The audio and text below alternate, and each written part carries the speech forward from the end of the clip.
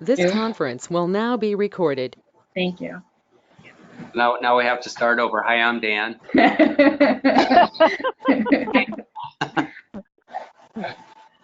Well, we can start it from the top again if we want to do, we're starting to hear a little bit about Gina's story. So if you want to continue with what you were talking about, and we can go Okay. around.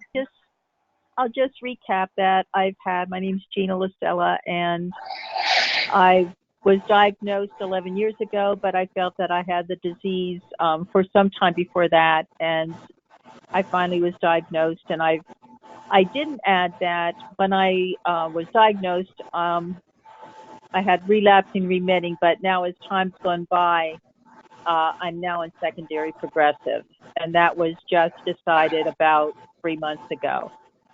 So with my symptoms getting a bit worse, we've been coming up with a game plan, and I feel good about it. I feel positive about it, and I'm just determined to walk better, and we'll see what happens. I'm really hoping that over the winter time, with the exercises I've been doing from physical therapy, that I can get on a better track with that. And to be honest with you, I feel that looking back on my life, I think I've had MS since I was a kid. You know, back then when I was a child, I went through a period where I was dropping things a lot, and they said I was clumsy. And then there was a week where I couldn't walk well, and they said that was basically like growing pains type things. And I think I had things that would happen off and on, but I think I've had it for a long time. I don't know if anybody else has ever thought about that or experienced that, feel the same about their lives when they were younger, but I do. Specifically, when you say growing pains, I think we all are nodding, going, yep, yeah. Yep. I remember my parents saying that, yep. Collective nod. So I guess so, Sally, then, like for you, I mean, because Gina was dropping things and I had numbness and stuff. What led you to say, hey, I think I need to be tested, I might have MS?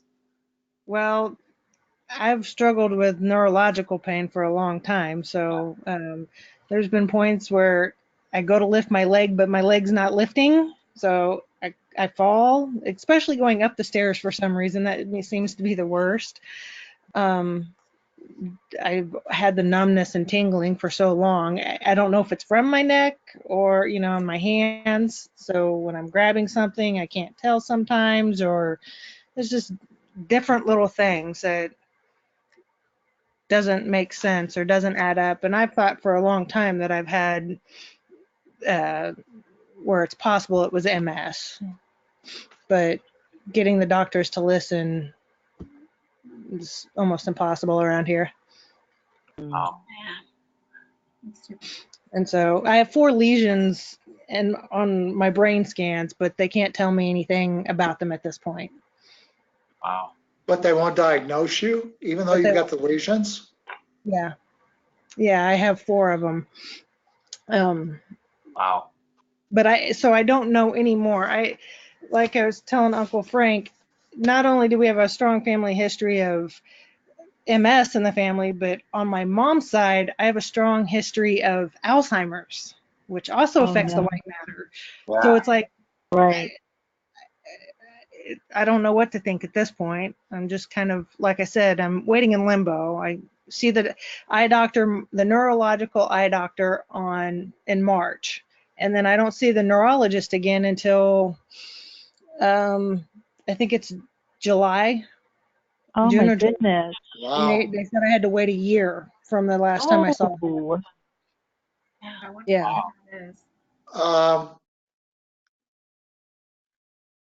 Yeah, that's not right. I'm sorry. No. That's just not right. Yeah, no, it's not. I don't know. I would advocate maybe you would try to get in to see another neurologist if that's the case. It took them about a week to diagnose mine, and I don't have a family history. But once I got into the hospital, they found out pretty quickly. That's a little too long to be letting you just hang out to dry for 6 months. Yeah. Let me dig into it a little bit, Sally. Okay, Okay. let me see who I can come up with, because that's Okay. not right. Yeah. Yeah, I just saw my primary care today and I talked to him about it too, but again, it doesn't really go anywhere because the I'm too young for that is what I've gotten throughout my whole. I have CPPD, which is calcium pyrophosphate disease. So it's pseudo gout basically, but it's not seen in people my age. It's seen in elderly patients. So I was diagnosed. They had to do surgery on my hand because I had a mass in there. At 30, it came back as calcium thiophosphate, which is pseudo gout. They never sent me to anybody, which they should have. I should have seen a rheumatologist right away. It took 3 more years before I actually got to go to the rheumatologist when the mass came back in my hand. But that's even my primary care was like, he thought I was crazy because I'm too young to have that. And no, I'm not. Obviously, I'm Very not. If I clearly had not. So that's what I get every time. I'm just, You know, I know this is Gina again, and I don't mean to interrupt, but I just wanted to add that as far as ages, I know there are some areas that they do have hospitals or you know, areas in the hospital that there are children with MS. I mean, Yeah. younger people can get MS, and Yeah. I just really feel bad for you, Sally, because the sooner you get a diagnosis, you know, that's the sooner that you can start the proper treatment and, you know, right. start taking care of it, especially if you're strong family history and all your symptoms and having lesions. I mean, my Yep. goodness. Yep. That's I'm so sorry for that. why I'm frustrated, but I bet. Sally, can I ask you, and Yeah. I don't mean to be forward, because what is your age? I'm 40. Oh, you're young. Yeah, you're like right at the prime. That's, I mean, with all due respect to everything, I mean, that's not young for MS. I mean, they're diagnosing it like 20 to 40 is what they're saying. So you're really at like the That high. actually might be a little bit above the normal age, yeah. That's Yeah. true. That's true. But it's frustrating for a lot of people. Faye, weren't you having a hard time getting diagnosed? Yeah, I was. I've been having symptoms for 10 to 12 years, and I just turned 55, and they finally gave me a diagnosis a year ago Oh, Okay. my goodness. of the primary progressive MS. And unfortunately, your daughter, I don't remember, I'm sorry how old you said your daughter was, but she's showing signs of MS too, Yeah, isn't she? she just turned 31, Mm. and with the diabetes and all the symptoms that she's showing, she's a definite target for it. Wow. But her doctor is very aggressive, and actually I'm thinking about changing him to my primary care. I haven't seen my neurologist for over a year, and he's already scheduled her. She's already had the MRI with the contrast, and he's already scheduled her for the spinal tap because he's not messing around. So it's like I need to go to him. That's Yeah, it good. sounds like it. Yeah. Wasn't that, I now I'm asking Jennifer, she's sitting right here, but Jennifer, isn't that where, like for you with your diagnosis, you went to, it was your ophthalmologist that actually first saw it. So then, Sally, you're talking about going to your eye doctor. Maybe Yeah. that's something that could push things forward for you as well. Yeah. Hopefully. I hope she signed me off, basically said, "Oh, you're fine. Go see the neurologist, but you do need a spinal tap. You do need all these things, but that's it. And because you do have lesions, that's why you're going to the neurologist." And then the neurologist said, "Well, you're supposed to follow back up with the eye doctor, the specialist." And I'm like, "That's not what she told me. She said I didn't need to come back unless I had problems." Right. And he said, "No, you need to see her in 3 months." Yeah. Right. And that's where it sucks, but like that's where we have to become our own advocate and like really push for this is what I need. This is what I need from you because you're paying them to do that for you. Yeah. That's Yeah. right. I mean, him saying about going back to see the eye doctor. Well, the eye doctor is treating the symptom of it. The neurologist is the one that finalizes, yes, you have it, and gets, the medication started, and then, Right. takes it from there. And then you've got your avenues where it all branches out with all these other doctors that take care of all these symptoms. And, Right. Yeah. You're so lucky to have your Uncle Frank in your corner too. yeah, he's a good man. Good You are advocate. lucky. Yeah. Yep. He was the first one I text, so. Aw, that's good. Yeah. It's unfortunate that you have that in common, but that's such a nice support system that you have built into your family. Yeah. It's I,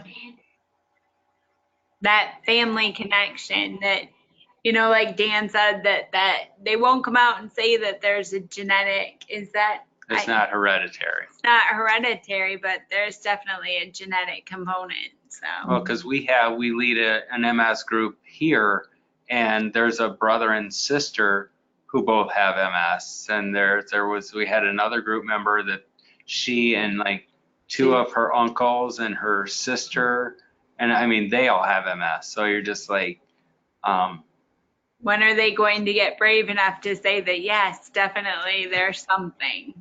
Right. Yeah. But I think it's important that we just keep, putting it out there and trying to be advocates, like you said, Carly, like this is in my family, and pay attention, and hopefully they can do something. Sally, can I ask a question? How Sure. old is your neurologist? He's Ballpark. old. Ballpark. Maybe 70, and he's He's foreign, too- so he's hard to understand. Okay.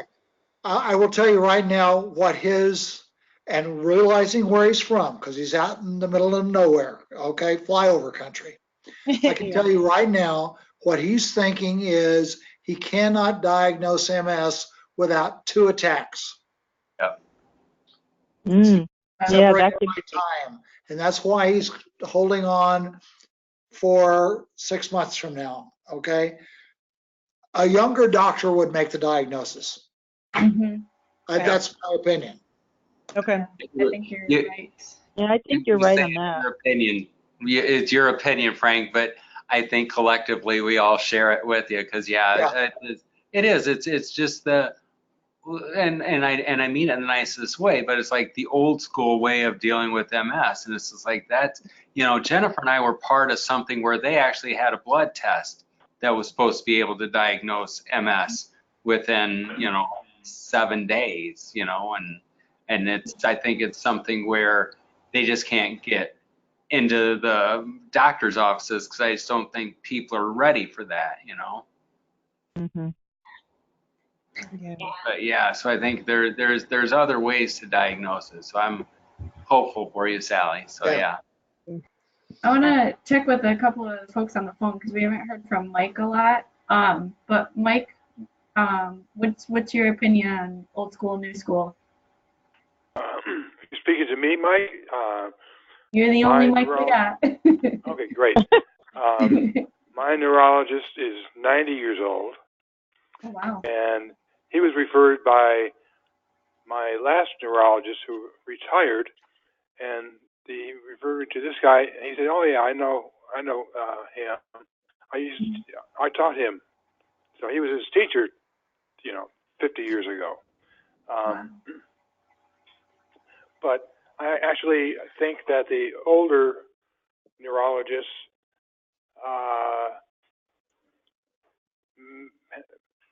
for my situation, in any case, make more sense. I agree with them. My leg is not responding. I have relapsing remitting. I'm not a victim. I'm very lucky, but I do have a deal with balance and walking sometimes. And he said that physical therapy and stuff like that isn't going to change that. And that's what I suspected after a couple of years of attention with a personal trainer. And so I think the old school guys aren't too bad. I haven't had a young neurologist in a long time.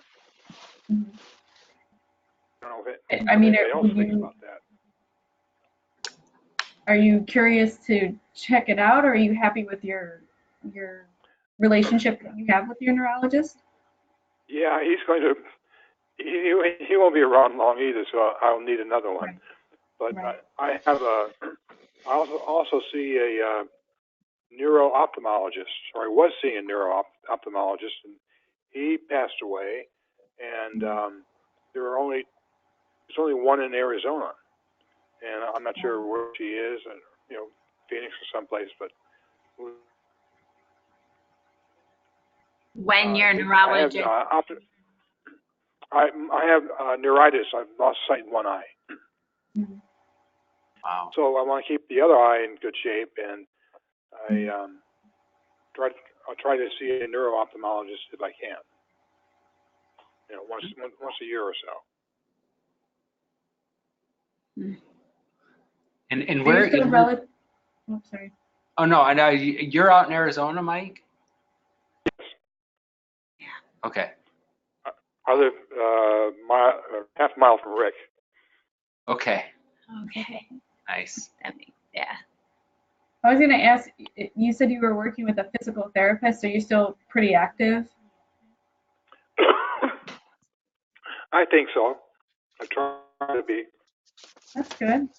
I don't have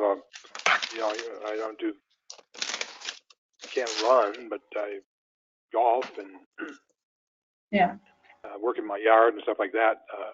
So, I know what I can do. I know what I can't do or shouldn't do. Everything's going. I would say it's going well. Good. I've been on Copaxone for 20 some years. And before that, I had the other drug.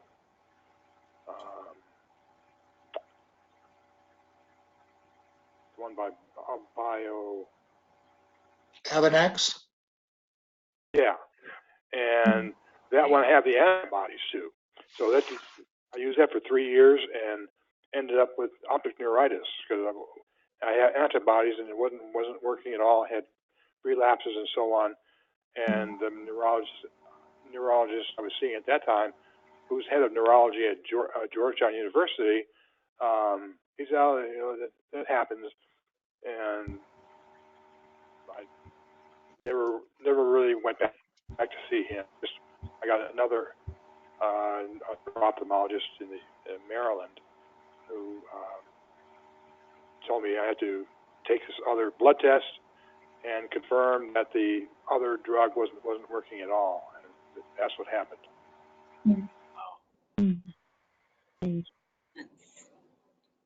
Yeah, because I had been on the meeting. I'm serious. I think attitude has everything to do with it. And this group, I didn't know. So this is my first visit to the group. I didn't know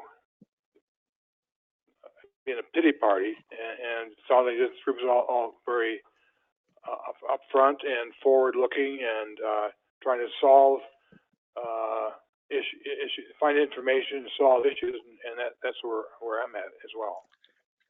Well, it's good to have you here because, yeah, it's just, when I was first diagnosed and they wanted to start a support group like in the town I was at, I was just like, yeah, I don't want a pity party. I mean, people can be upset and we're here to listen, but it's like, it's like you said, attitude is so much, and you just push on and just, what can you do? And so we just keep moving.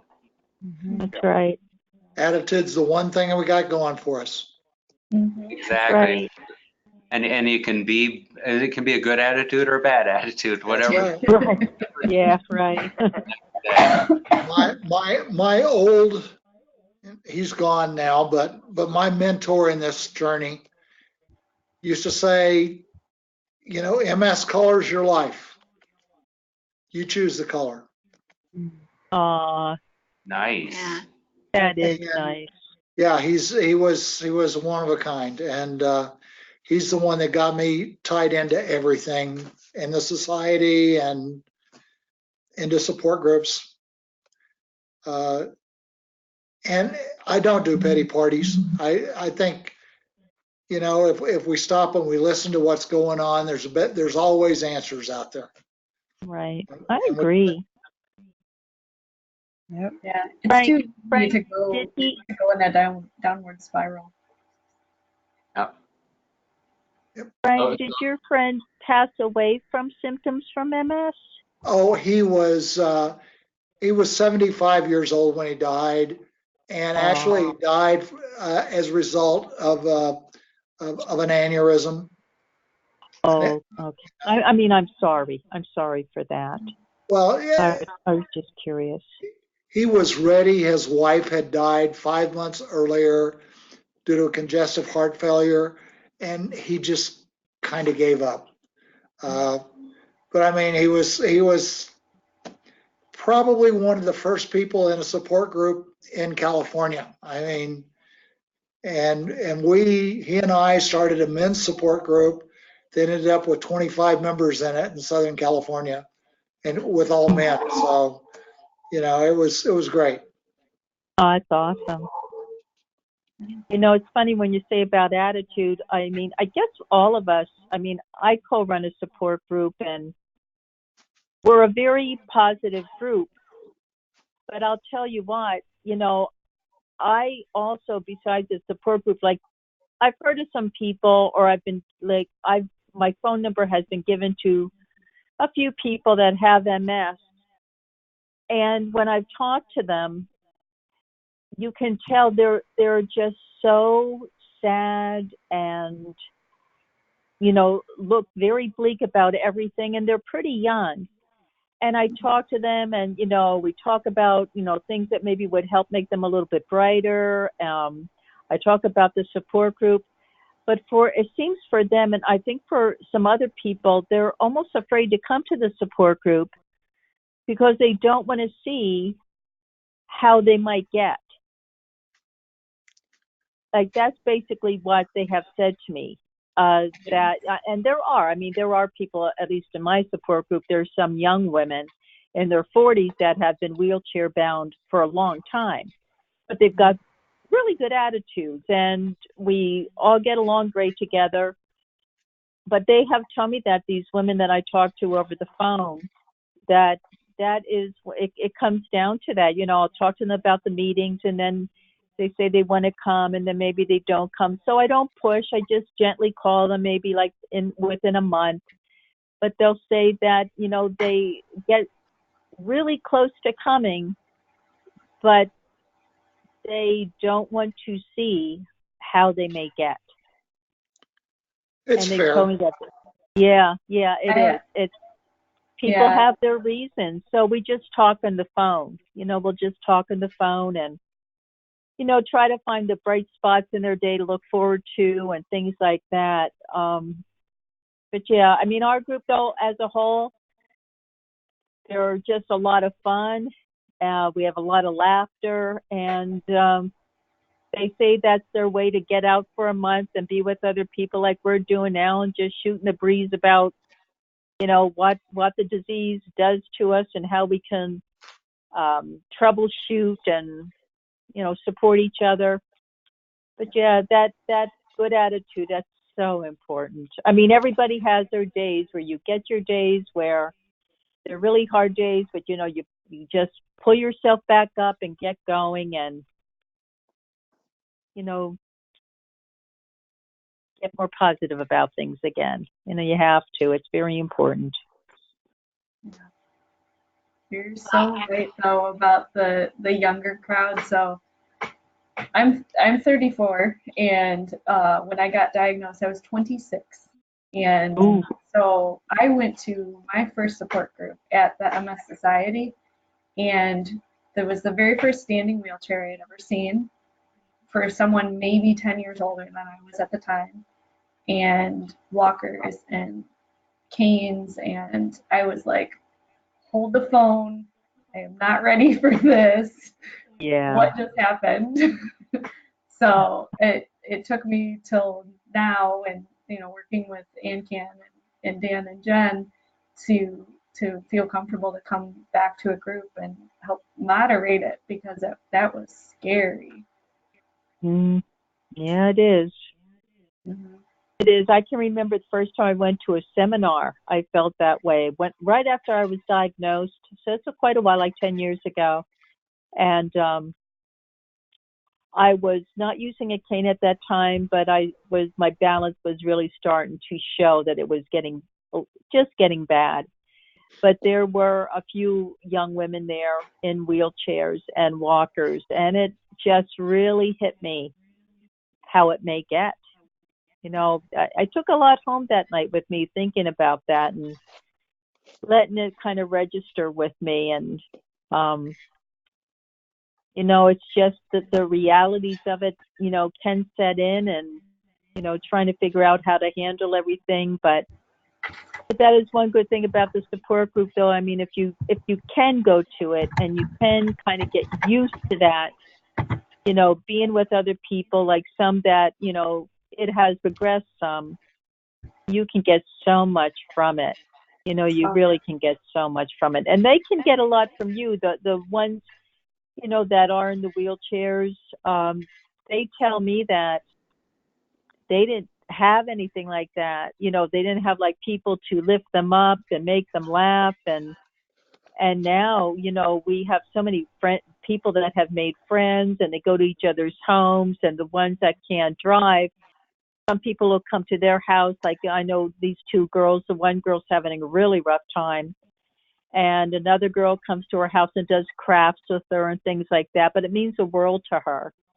It's just something that keeps her going.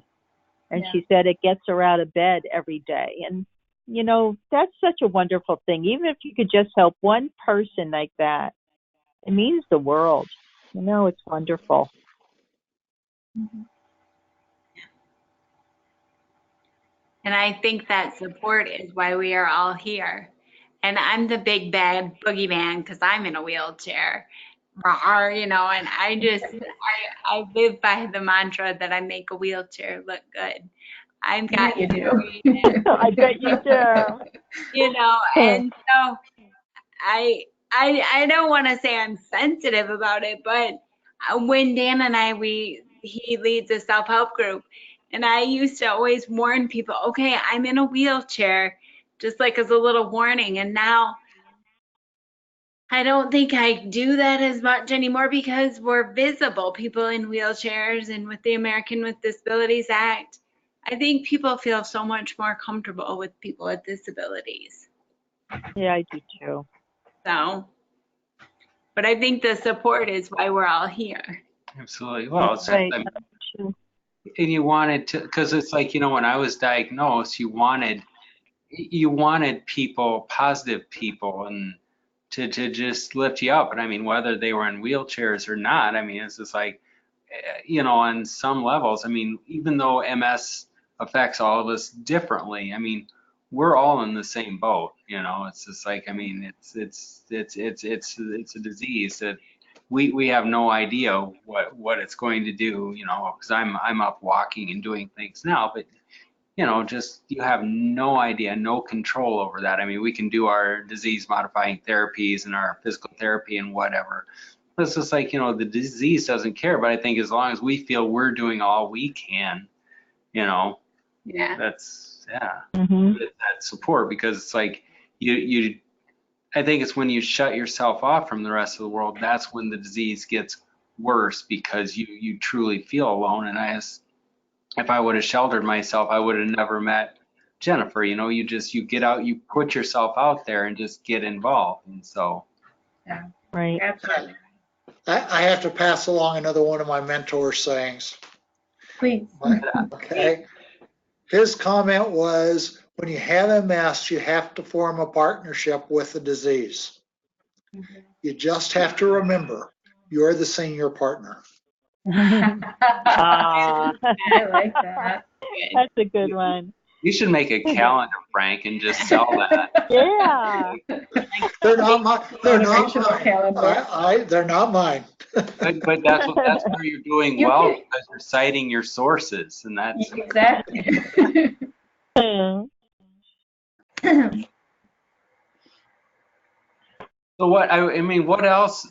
I mean, what else is on your minds? I mean, obviously, Frank, we all have to be here. Carly, moderators have to be here. For everybody that came in. I mean, what you said? Okay, 7:30 Central Time, 8:30 Eastern. You said in whatever time that is out west. Was that like 5:30? Absolutely. Yeah. So 7:15 now. see, and so I mean, but you're just like, I need to go to this group tonight because I hope we talk about or I can get answers to this. What's on your minds? Actually, this is the first time I've ever been in any support group. Like I said, my condition, I don't think it's bad but for the longest time I didn't say anything to anybody. And my close friend, people who knew I have MS, because I was getting around like I did before. I'd always come back to my baseline, and it's just in the last 5 or 6 years that my baseline is dropping. So I'm aware of all the young women that it feel terrible for them. When you see young women in a wheelchair from MS, it breaks my heart. But I really don't know anybody. I've met more people tonight with MS than I have in the last 10 years that I know about. And Wow. so and Rick is a good friend, and we've been talking about MS groups for months now, and unfortunately for me, and I wasn't able to join the first couple of sessions, but I'm happy to be involved now, and I think I hope I will be once a month. Nice. Yeah. Well, if I can just check in really quick, I am actually going to have to head out here in a few, but I wanted to go through a couple of things really quick. For those of you who haven't signed up for ANCAN to get the updates, we are going to have to change our December meeting a little bit. So December 10th, instead of the 4th week, in January we'll go back to that week, but I just want to say thanks to everybody, and it was really nice meeting you, but I gotta be up at 5, so I'm up. Carly, it's good to Good night. And good to see you. Good night. Thanksgiving. Good night. I'll see you guys next month, though. Night. Absolutely. See you in December. Right, bye. Sweet dreams. Okay. Well, there it is. Yes. So as Carly was saying, she was encouraging everyone to sign up on the ANCAN website so that we get like email reminders about the meetings. And certainly if you're on Facebook, you can look up ANCAN, or if you're on Twitter, you can like ANCAN on Twitter, which I did today. So that's a good way to stay in touch as well.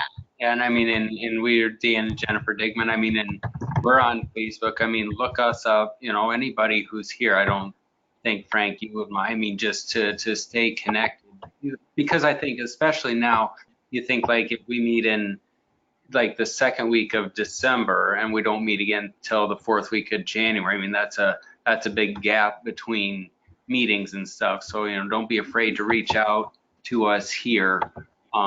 To stay connected. Yeah. And yes. So I mean, so with the holidays now, we've got Thanksgiving in like 2 days, and then Christmas, New Year's, whatnot.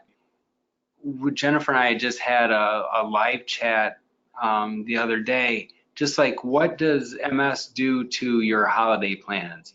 Anything, or are you able to adjust accordingly? and your family recognizes.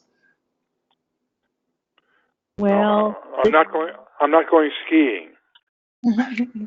Understood. Okay. Yeah, me for neither. me, it's Gina. For me, it's changed a lot with cooking because over time now, the fine motor skills in my hands have changed and the strength in my forearms. So I can't put together a meal anymore.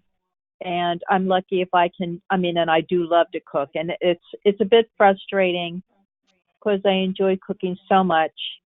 But I mean, I try to work around it. During the week, I take my time and I cook a couple of meals at least a week.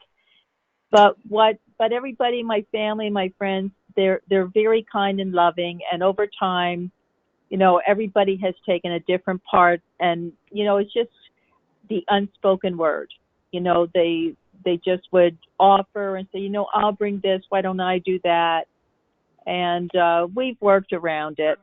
And it always ends up, thank God, to, you know, it's always a beautiful day and fun because we're all together and that's what matters. But they know how much I did enjoy cooking. So, you know, they're just really good about it and they don't say too much. They just, like I said, it's the unspoken word. They just let me know what they're going to make and bring. And we work it out that way. But it's definitely changed a lot of different things, the MS, with, you know, what I can put together and do between the energy level and, like I said, how my arms and hands are at this point. Do you feel that it's straightened out your priorities a little bit where you don't sweat the small stuff as much? You know Like- what, Jen? That's funny you should say that because just today, I mean, honest to God, just today I was in the car with a friend of mine took me to the doctor's. I gave up driving on my own a year ago. Okay. And she picked me up a little bit late. And she was so upset about it. And I looked at her and I said, honest to God, I said, I said, don't sweat it. I said, being late for an appointment, I said, it's such a small thing to me in the scheme of things. I said, if with getting MS, if there's one thing I've learned, it's don't sweat the small stuff. Yeah, that's true, Jen. Definitely. Yeah. Oh, yeah. Do you feel the same way, Sally? Yeah. It's a little harder with my kids at this point. I try to be there for everything that I can for them, but I try to think of it that way. They could be worse, life could be harder, you know, all those things. So How many kids do you have? I have two. I have an 18-year-old who's joined the Navy and he'll leave in August. And then I have a 13-year-old. Yeah. So I'm trying to get as much time with my 18-year-old as I can. Yes. No doubt. Absolutely. Wow. What about you, Faye? What's going on in Massachusetts? I think we may have lost her. I think we lost Faye. Yes. And Frank, Mike, I mean, well, Mike, you're not skiing. What about you, Frank, there in Kansas? Although you have enough snow, it sounds like. Well, I don't know. It may be snowing now. You know, MS doesn't stop me. If I want to go somewhere, I go. And the one thing about moving back here to Kansas, because I was in Pennsylvania and Pittsburgh, and I couldn't go anywhere because being in the wheelchair and the hills and everything that was involved, I got back out here to Western Kansas. There are no hills. Might be an overpass that we have to go over every now and then. I don't, not very often though. And I can get in my wheelchair and go anywhere in this little town and do anything anybody else can do. Now, granted, ADA is not quite as strong here as it is in other parts of the country, but I can go anywhere and do anything, and I do. I get in a wheelchair and go. Yeah. Nice. Oh, good for you. That is good. Mm-hmm. Yeah. Yeah. Yeah. I feel like the disease kind of gave me perspective. What's really important, especially with the holidays coming up. I want to be with my family. And I know Christmas is coming up, and I'm going to try not to stress myself out too much about shopping and holiday organizing. And I've been driving Dan crazy about Christmas lights. I'm just gonna, if it doesn't happen, it won't be the worst Christmas. Well, Right. I always put that out there. It's just like, cause it's like, 45 degrees here and sunny and everything. And Jennifer's just like, I'm gonna be so mad because we didn't put Christmas lights out and today would have been the perfect day. But I'm like, Christmas lights, I mean, it's fun to put them up, but come January, you got to take those suckers down. Like, I don't, I they're nice. I'm thinking our neighbors, because Jennifer's like, our neighbors all have Christmas lights up. It's like, yeah, I'll enjoy them. I mean, I can't see them on mine. So, That's a good point. but it is. I think you just have the perspectives. I mean, we used to put up get married and we had like, big, 8-foot artificial tree, and you're just like thinking this is the greatest thing. But now our tree's 4 feet tall, and we used to have like big crates of decorations, and now we have one that we use. And you're just thinking there's so much else to do. I mean, there's plenty of football on TV to watch, and it just You're still celebrating. You're still Yeah. celebrating. exactly. You've simplified. So yeah, it's just like, and I think that's where I have the time off from work. It's like I want to do nothing, and that's not being lazy. It's just like energy conservation, and Right.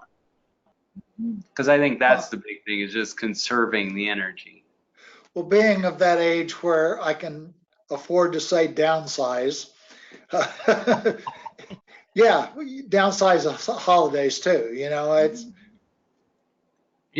You're doing what's important. yeah, and it's the family time, and it's the together time, and it's just it's because we were actually driving down to Jennifer's parents, and they're like about an hour and 45 minutes away, but they usually come up. But it's just like, we can go down there. That's not a big deal, and I feel you actually do less work, because if you're home, you're cleaning up, or there's more things you can do. Whereas if you're down there, I can totally check out. We can just watch TV and eat, and so Yeah. yeah. I mean, anything else then? Because because like I say, we had questions, or we can talk about things, but it's really up to you guys and what it is you want to talk about, or any questions that you have relating to MS or just life in general.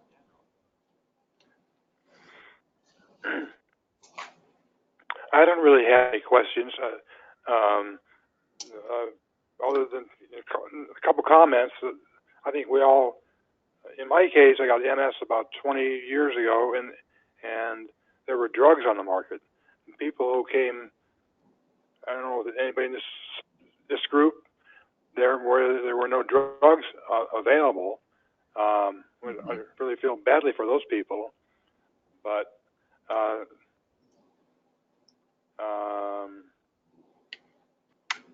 I'm not sure what. I'm feeling support from this group, and medical information. I guess I can get from my neurologist, or on the internet or something.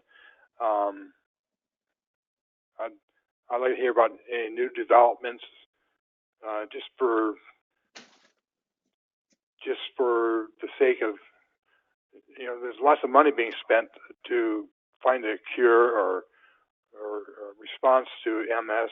I don't think it's going to happen, but there are 15 or 20 drugs now, right? Yeah. Oh, it's amazing. I mean, they're coming out with them so much quicker than they ever did. All these new different meds. I know, I mean, when I mentioned that I took care of people with MS back in the 70s, that's when there were no disease modifying meds, and it was really rough for them. I mean, even that the medications that they took to control their symptoms weren't quite like they are now. And life was very, very hard. Beehive or something? Yeah. Pardon me? Did you have a beehive and give them bee sting therapy? Oh, no, we didn't know. They came in for some other therapy, but there wasn't a whole lot. And I can still remember their faces and how they felt and how they would talk about it. It was very hard for them. It was just a way different thing back then. I think they started coming out with the meds around 1989, if I remember right. Right. Yeah, I think it was around 87 or 89 is when they started coming out with meds. But now, and they started out, it was basically like Avonex and some other different meds, but now they're up to like 16 meds or so, I guess. I mean, maybe it's more. They just came out with one like within the last week or so. That I- was I- already. Yeah, I haven't really read up on it or anything, but I just know it's like, boom, here's another MS med. I don't know, is it oral? Or Yes, is it infusion? yes, it's oral. Is it okay? Yeah, so I mean, it is, we were at a conference and we were just talking about how, when you're diagnosed, like 20 years ago, like for Jennifer and me, and it's like you had the ABC drugs, you had 3 to choose from, and I'm just like, you love that now they have, 15, 16, however many, but you're just like, how do you choose and how do you stay the course with the one that you have? I mean, it's just like, because there's so many options. Yeah, there are. That's true. Are you taking anything, Sally? Mm-mm. Or, Just well, not yet. yeah, nothing for MS, but I do take medicine for other, like I have a thyroid disorder and the arthritis. I take meds for that. So But when you get if you get a formal diagnosis, do you feel that you're ready? I mean, will that be intimidating for you? no. So it's like, I got this. Yeah. Well, what's your career? I'm a nurse also. Ah, Okay. okay. So, she knows. Yeah. If you think you got MS but haven't been diagnosed, see if you can get. I don't think there's any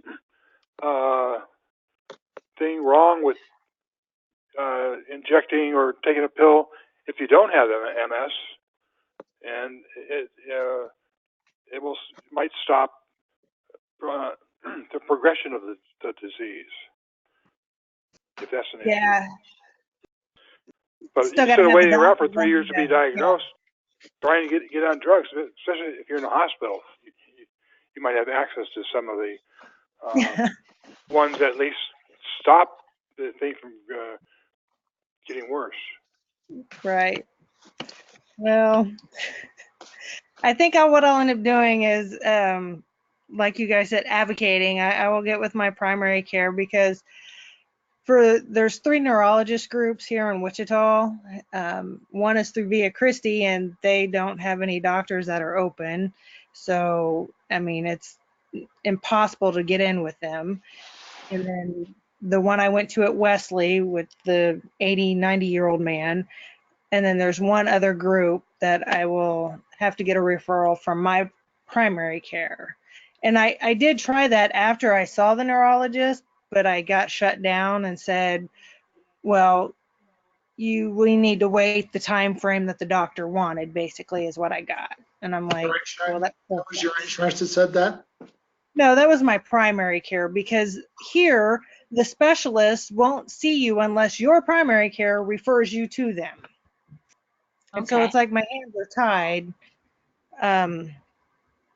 It's just been this year has been really rough. I've had 5 surgeries for different reasons throughout this whole year. So my doctor's, he's like, you just need to take time and rest and heal. When I went and saw him today, he was like, I just got your admission orders for your neck surgery, and I got your discharge paperwork from October.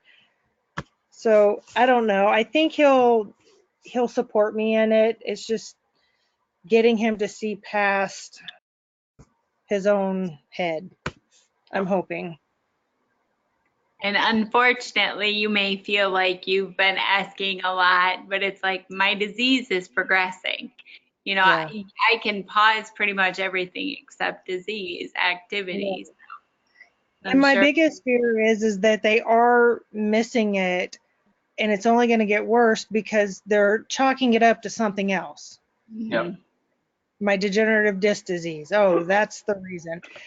There's just little things that throughout the years have made me question, but again, they always relate it back. Even when I didn't have any back problems, 3 years ago, I had a MRI done. Nothing wrong with my lower back, but I was having problems with it, with my leg, especially my left leg. Yeah. Sometimes the right, but my left's worse. And they were like, "Nope, you're fine." But Wow. my MRI was great. I had no Did they do a brain impingement. scan? They didn't do one. They didn't do one back then. No. Nope. They just related it all to my degenerative disc disease. And I hope for you now that maybe you can have a doctor that will look into some of these things and put the pieces together so that it will show the three examples of MS or the different areas like Frank said, you know. So maybe that the doctors can diagnose you and get you on some treatment. Right. That Right. was- I'll definitely look for a younger doctor. Make sure that they refer me to a younger one. Well, I don't want to, that's No, I terrible. do agree with you though. You're not very far off from the truth. Uh, I just didn't know who they referred me to from the beginning, and that was my fault. I should have been more aware of who they were sending me to. But apparently there wasn't a lot of information on that neurologist here in Wichita because I had asked fellow nurse practitioners and other medical practitioners that I knew, and they didn't know much about him. So, Wow. Yeah. Well, Yeah. MS it's the disease to have lately, you know, 1 million of us out there. So and no wonder it's so hard to find a neurologist. And then, you know, if you don't want to just see a general neurologist, but you want to see like an MS specialist, then it's even harder to see a doctor. So, And there aren't a lot of those in Kansas. no. I mean, even the neuro-ophthalmologist, there's one in Wichita, one, and that's for all of Kansas, unless you go to Kansas City or Oklahoma City. And so Wow. that one I saw is the only one that's here. Wow. Can't the neuro-ophthalmologist give you a prescription for an MS drug? No, she basically washed her hands of me and said, "Oh, just come back if you have problems." But I have my visual field, my peripherals going away, and I didn't know any of that. I've just been having really bad headaches too, and so that's how they found that I was missing some of my sight and the flashes and stuff too. But it's still nothing's being done about it. It is what it is. yeah. And of course, it's at this time of the year when, you know, it's the holidays. So everybody's kind of checking out and you're like, no, I need help now and I need answers. Yeah. We'll take care of this after the new year. It's like we're just putting everything on hold. It's like football teams that like you've got like a minute and 3 seconds left in the first half and you just kind of run the clock out. It's like, dude, that's a minute and 3 seconds. You could be driving and scoring touchdowns. And I was like, use the time wisely, Right. doctors. Yep. Pretty much. Wow. Well, I wish you the But best thank you with guys that. for your time. This Yeah, has been well, really thank you. informative. Well, Yeah. thanks for coming. I hope to see you next, what, that's for like 3 weeks, 4 weeks? Something like Well, that. however Yeah. many weeks, but yeah, I mean, yeah, hopefully Uncle Frank will keep you up to date and stuff, let you know or remind you to come and- back and see us. I really want. I'll remind her. Yeah. And hopefully we'll see Gina and Mike. We'll see you again or we'll talk Yes, with you you will. again. Thank you guys. Happy Thanksgiving to everyone and your Oh, families. thank you. Happy Have a good- Thanksgiving. have a good Enjoy. Thanksgiving, everybody. All right, All right, take care. thank you. Take Okay, care. I have Take enjoyed care. this. Take care. Thanks very much. Good night. Bye. Thank you. Talk to you later, Sally. Okay, bye. Bye. Bye. Goodness, I'm back. I'm here. Don't hang up. Everybody else can hang up, but I'm All here. right, all right. Thanks, Rick. All right, we'll see you guys. All right, good night. See you, Rick. I'll talk to you soon, man. You guys did great. This was such a lovely meeting. It was a beautiful meeting. Thank you, Rick. I'm just